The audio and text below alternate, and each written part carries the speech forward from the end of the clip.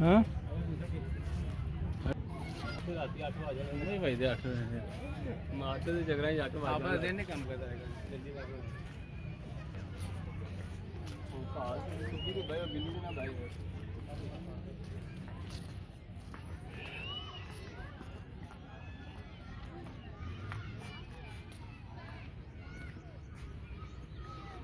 ਅੱਗੇ ਗੇਮ ਹੋਣੀ ਯਾਰ ਟਾਈਮ